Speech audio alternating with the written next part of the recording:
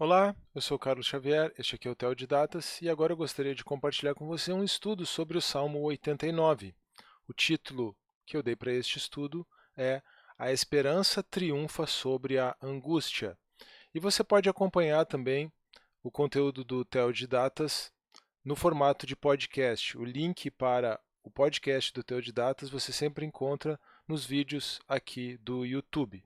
Vamos passar a um esboço do Salmo 89, só fazendo a ressalva de que o texto do Salmo 89 não vai caber na descrição do vídeo, tá bom? Então, você pode, se quiser, pausar o vídeo, pegar sua Bíblia ou abrir num outro link aí o Salmo 89, mas eu não vou transcrever o texto do Salmo 89. Mas o esboço e um resumo da reflexão você vai encontrar na descrição do vídeo e também na descrição do podcast. Tudo bem? Um esboço do Salmo 89, então. 1. Louvor à fidelidade e à aliança do Senhor com Davi, versos 1 a 4. 2. Deus é incomparável e todo-poderoso nos céus e na terra, versos 5 a 13. 3. A felicidade do povo que segue ao Senhor, versos 14 a 18. 4. A aliança divina com Davi e sua linhagem, versos 19 a 29. 5. A disciplina de Deus sobre o pecado humano, versos 30 a 32. 6. Apesar da disciplina, Deus mantém sua fidelidade e seu amor leal, versos 33 a 37. 7. O sentimento de abandono, descrito hiperbolicamente como rejeição e revogação da aliança, versos 38 a 45. 8. O clamor do salmista, versos 46 a 51. 9. Louvor final, versos 52, sendo que o verso 52 aqui, na verdade, funciona como um encerramento do livro 3 dos Salmos, porque já o Salmo 90, o próximo Salmo, inaugura o livro 4. O verso-chave que eu apontei para o Salmo 89 é o verso 2. Declararei que o teu amor leal permanece para sempre e que nos céus firmaste a tua fidelidade. Agora vamos à leitura do Salmo 89. Masquil do Ezraíta Etã. Cantarei para sempre os teus atos, ou melhor, cantarei para sempre os atos de amor leal do Senhor. Com a minha boca anunciarei a tua fidelidade por todas as gerações. Declararei que o teu amor leal permanece para sempre e que nos céus firmaste a tua fidelidade. Tu disseste: fiz aliança com o meu escolhido, jurei ao meu servo Davi. Estabelecerei a tua linhagem para sempre, firmarei o teu trono por todas as gerações. Os céus louvam as tuas maravilhas, Senhor, e na Assembleia dos Santos louvam a tua fidelidade. Pois quem nos céus poderá comparar-se ao Senhor? Quem entre os seres celestiais assemelha-se ao Senhor? Na Assembleia dos Santos, Deus é temível, mais do que todos os que o rodeiam. Ó Senhor, Deus dos exércitos, quem é semelhante a ti? És poderoso, Senhor, envolto na tua fidelidade. Tu dominas o revolto mar. Quando se agigantam as suas ondas, tu as acalmas. Esmagaste e mataste Raabe, que é aqui um apelido para o Egito. Com o teu braço forte dispersaste os teus inimigos. Raabe significa um monstro marinho, né? Mas aqui no contexto significa o Egito.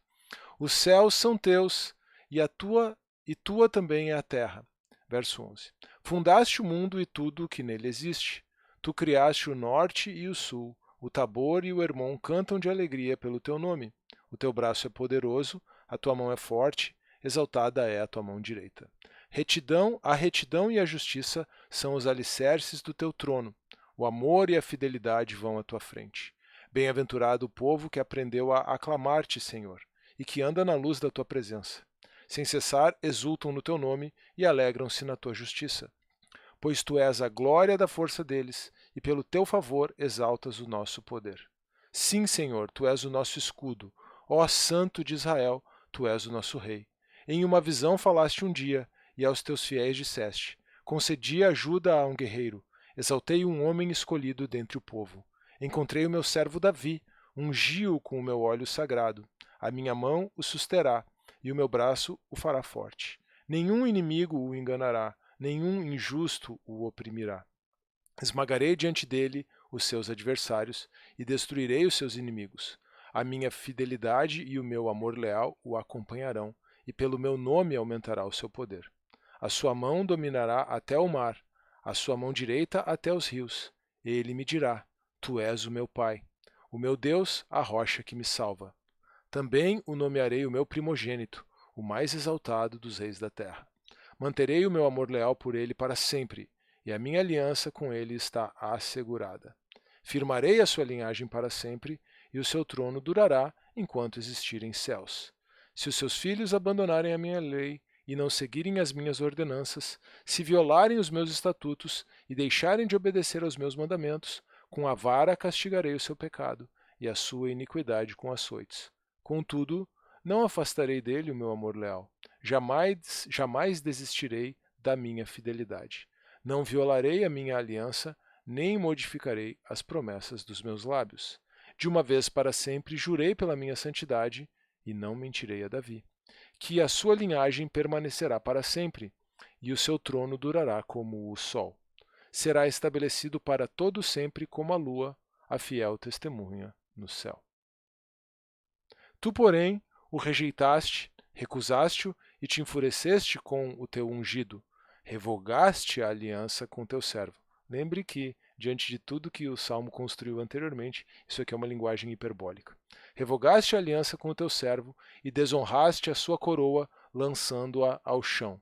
Derrubaste todos os seus muros e reduziste a ruínas as suas fortalezas. Todos os que passam o saqueiam, tornou-se objeto de zombaria para os seus vizinhos. Tu exaltaste a mão direita dos seus adversários e encheste de alegria todos os seus inimigos. Tiraste o fio da sua espada e não o apoiaste na batalha. Deste fim ao seu esplendor e atiraste ao chão o seu trono. Encurtaste os dias da sua juventude. Com um manto de vergonha o cobriste. Até quando, Senhor? Para sempre te esconderás? Até quando a tua ira queimará como fogo? Lembra-te de como é passageira a minha vida. Terás criado em vão toda a humanidade? Acaso alguém pode viver sem jamais morrer ou livrar-se das garras da morte? Ó Senhor, onde estão os teus atos de amor leal passados, que com fidelidade juraste a Davi? Lembra-te, Senhor, das afrontas que o teu servo tem sofrido, das zombarias que no íntimo tenho que suportar de todos os povos, das zombarias dos teus inimigos, Senhor, com que afrontam a cada passo o teu ungido. Bendito seja o Senhor para sempre. Amém e amém. Lembrando que este último versículo, versículo 52, é o encerramento, então, do livro 3 dos Salmos. O Salmo 89, este que nós acabamos de ler, é o terceiro salmo mais extenso do Saltério, depois do Salmo 119 e do Salmo 78. E é bastante diferente do salmo anterior, o Salmo 88. O salmo anterior, o Salmo 88, é um lamento, sem nenhum louvor e quase sem transparecer esperança. Por isso, inclusive, chamei de o Salmo do Zumbi, o título do estudo sobre o Salmo 88. O Salmo 89, por sua vez, é cheio de louvor e de esperança, na medida em que está firmado na fidelidade e no amor leal de Deus, na imutabilidade do Senhor e na aliança divina com Davi. Contudo, apesar de tão diferentes em sua expressão, é possível perceber que há algo de comum entre os autores desses dois salmos, indicados pelas escrituras como Emã e Etã. Ambos estão aflitos e sofrendo pelo aparente afastamento de Deus. Ambos se sentem abandonados. Se o sentimento de Emã, o autor do Salmo 88, é evidente na sua própria caracterização como um morto-vivo, por isso o Salmo do Zumbi, o sentimento de Etã, autor do Salmo 89, pode ser um pouco mais difícil de identificar, já que ele está envolto numa celebração à estabilidade, à firmeza, à fidelidade e ao amor leal de Deus. Mas esse sentimento está lá. É especialmente possível perceber este sentimento de abandono e angústia nos versos 38 a 45 e no clamor dos versos 46 a 51. Na verdade, se nós não compreendêssemos que o salmista está sendo hiperbólico exatamente para dar vazão à sua angústia e o seu sentimento de abandono nessa passagem, nós poderíamos pensar que a parte final do poema se coloca em contradição com o seu início. Por quê? Após celebrar a fidelidade e a imutabilidade de Deus, o Salmo afirma que Deus rejeitou o seu povo e revogou a sua aliança. Ele não poderia estar afirmando isso num sentido lógico, porque senão ele estaria caindo em contradição com o que ele afirmou antes.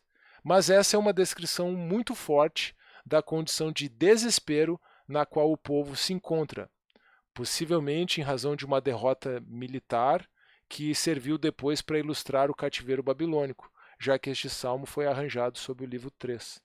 Mas claramente não é uma afirmação literal.